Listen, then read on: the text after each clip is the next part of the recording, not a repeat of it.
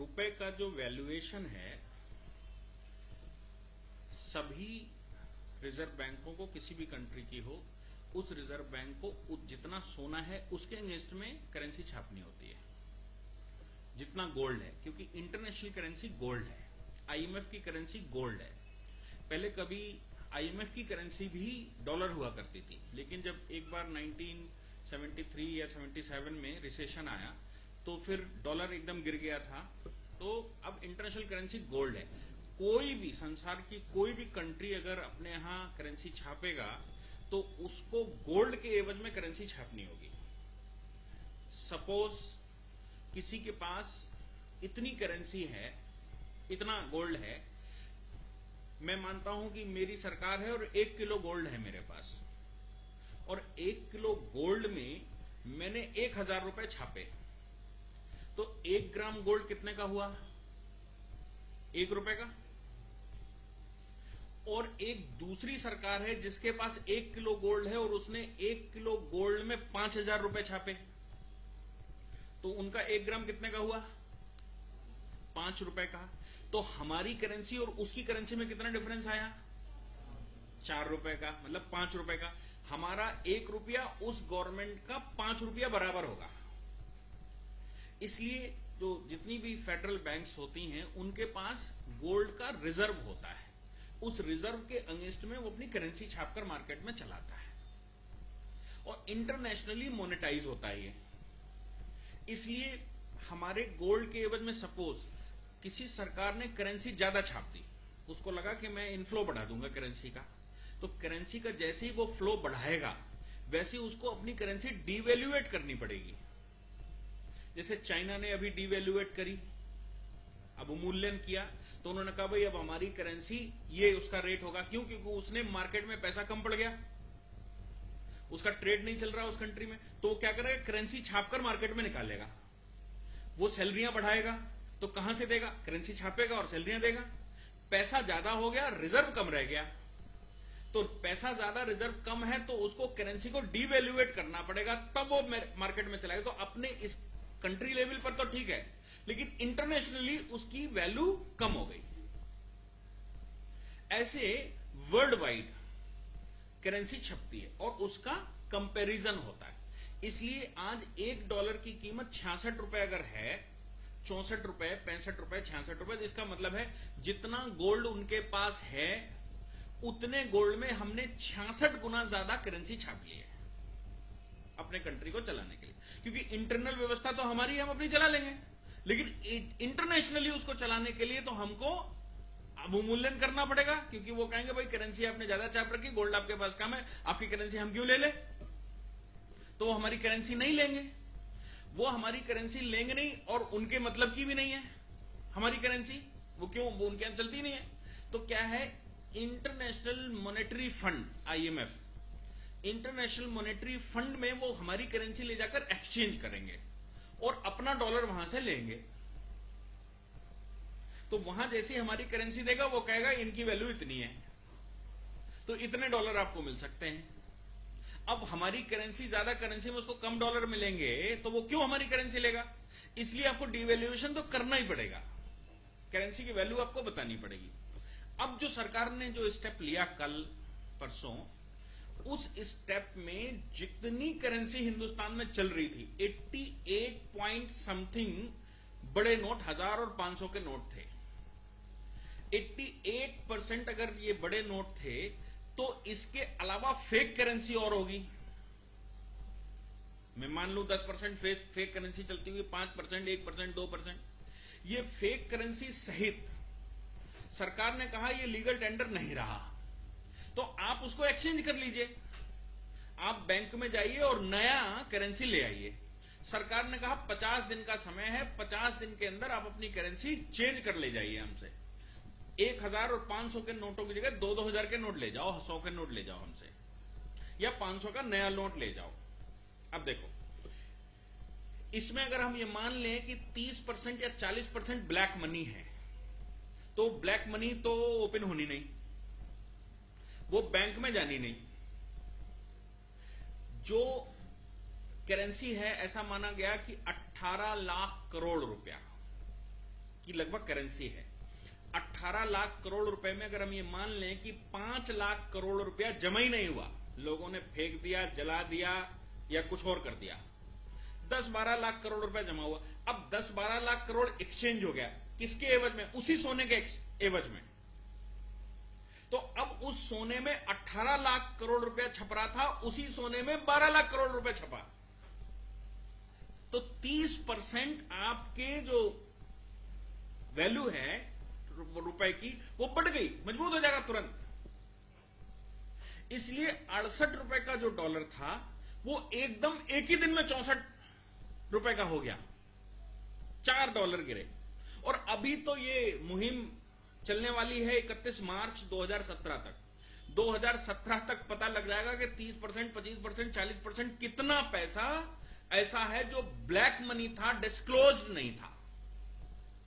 वो अनडिस्क्लोज्ड पैसा तो दोबारा कभी आने ही नहीं, वो लीगल टेंडर हो ही नहीं सकता, वो तो होगी रद्दी 10 रुपए किलो की, उसका कुछ नहीं होना। तो अब क्या है कि सरकार का एक साथ 2 अच्छे काम होने वाले हैं, बल्कि 3 लाभ होते हैं इससे। एक लाभ तो सरकार का यह होता है कि ब्लैक मनी डाउन होगी, आम आदमी अप हो जाएगा, जिसके पास नंबर 1 का पैसा है वो 2 गुने रुपए का हो गया। अब $1 के मुकाबले उसका रुपया मजबूत हो गया, या उसका रुपया जो प्रॉपर्टी 1 लाख रुपए की मिल रही थी अब वो 50,000 में मिलने लगेगी, क्योंकि ब्लैक मनी 60%, 40% चली गई। ठीक है ना? तो एक तो आम आदमी अपग्रेड हो जाएगा, और नंबर 2 का पैसा लगता है प्रॉपर्टी में और सोने में। सोना मोनेटाइज होकर कभी न कभी पकड़ ही जाता है।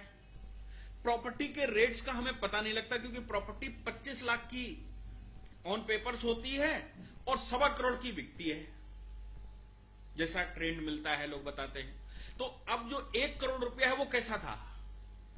वो तो ब्लैक मनी था, वो 1 करोड़ तो होगा ही नहीं अब। तो 25 लाख की प्रॉपर्टी बहुत ज्यादा अगर ऊपर नंबर 1 में बिकेगी तो 30-35 लाख की बिकेगी। जो 1 करोड़ 25 लाख की प्रॉपर्टी थी वो 35 लाख की मिलेगी। आम आदमी को यह लाभ हो जाएगा कि वो अपना घर बना सकता है। और सोना सरकार छापे छूपे डाल डूल के कभी न कभी पकड़ी लेती है, और सोने की अपनी कंप्लायंसेस हैं कि आपको इनकम टैक्स में शो करना पड़ता है। अगर पैतृक भी है तो आपको बताना पड़ेगा। तो वो तो आज नहीं तो कल, बहुत लंबे समय उसकी सर्वाइवल नहीं है। अब जो नेक्स्ट स्टेप सरकार का होना चाहिए वो ये होना चाहिए कि वो सोने पर छापे मारने शुरू करेंगे, किसके पास कितना सोना है। और आपने डिक्लेयर क्यों नहीं किया?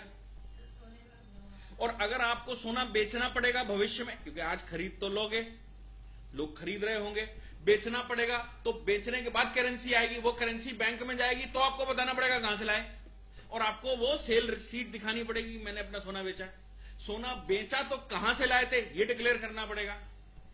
अगर आप कहीं से लाए थे तो आपने पहले इनकम टैक्स के सामने डिस्क्लोज क्यों नहीं कर रखा था? वेल्थ टैक्स के सामने डिस्क्लोज क्यों नहीं कर रखा था? हमने कहा पैतृक है तो भी डिस्क्लोज तो करना ही पड़ेगा, आपने क्यों नहीं डिस्क्लोज कर रखा था? तो अगर करप्शन के चार्ज बच्चे को चांस बचेंगे तो 10 या 12%, जो कहीं गरीब आदमी या कुछ लोग अपना छुपा छुपू के कर पाएंगे। ये एक लाभ है, एक लाभ। दूसरा लाभ यह है कि जो इंटरनेशनली भारत की छवि है कि करप्शन भारत में इतना है कि एफडीआई भारत में नहीं आ पाता, फॉरेन डायरेक्ट इन्वेस्टमेंट लोग नहीं लगाते, कहते हैं नहीं भारत में इतना करप्शन है, नंबर 1 का पैसा कहां से दिखाएंगे, और हम तो वहां अमेरिका से पैसा लेकर चलेंगे भारत में इन्वेस्ट करने के लिए। हम मालूम पड़ा $1 करोड़ लेकर चले, यहां $1 करोड़ के अलावा $2 करोड़ करप्शन के लिए चाहिए, क्योंकि वो सैंक्शन लेगा डिपार्टमेंट से, कहीं और करप्शन, कुछ लाइजनर लगाएगा, दुनिया भर की कहानी। तो वो $2 करोड़, $1 करोड़ इन्वेस्टमेंट करने के लिए $2 करोड़ ब्लैक मनी लावे, वो कहां से लाएगा? इसलिए वो इन्वेस्ट करने से डरता है। तो वो क्या करता है, फिर भारत में कोलैबोरेशन करता है किसी कंपनी से, उस कंपनी के काले धन का कहीं घुमा फिरा के उधर नंबर 1 इधर नंबर 2 कुछ घुमा फिरा के करता है, तो उसको लगता है डर। इसलिए अब एफडीआई का इनफ्लो बढ़ेगा, भारत में इन्वेस्टमेंट आएगा, क्योंकि अब करप्शन का पैसा नहीं है। तीसरा लाभ ये होता है कि भारत की जो करेंसी है वो मजबूत होती है। तो करेंसी मजबूत हो जाएगी, क्योंकि अब सोने की अपेक्षा जो नया नोट छपेगा वो सरकार की काउंटिंग में कि हमने अब 12 लाख करोड़ रुपए छापा और ये मार्केट में छोड़ दिया, और पहले था 18 लाख करोड़ रुपया। तो 6 लाख करोड़ रुपया जो ब्लैक मनी था, वो ब्लैक मनी अब पता नहीं है कहां है, वो तो मनी नहीं है, वो तो खत्म हो गया ना, तो कागज बचा। तो ये जो एक्सचेंज करती है सरकार, उसका ये लाभ होता है और आम आदमी को इसमें सबसे ज्यादा लाभ होता है। ऐसा सरकार एक बार 1978 में कर चुकी है। 1978 में मोरारजी भाई देसाई की सरकार थी, अटल बिहारी वाजपेयी उसमें विदेश मंत्री हुआ करते थे। उन्होंने 100 का नोट उस समय खत्म किया था और 100 का नोट उस समय 100 का और 500 का नोट बहुत बड़ा नोट होता था। 100 का नोट बहुत बड़ा नोट माना जाता था 78 में। आप 78 में सोच सकते हैं कि उस समय सोने की जो कीमत है वो 300 रुपए या 350 रुपए तोला था। तो 300-400 रुपए तोले का जो सोना था वो आज 30,000 रुपए तोला है, तो 100 रुपए कितना होता होगा उस समय।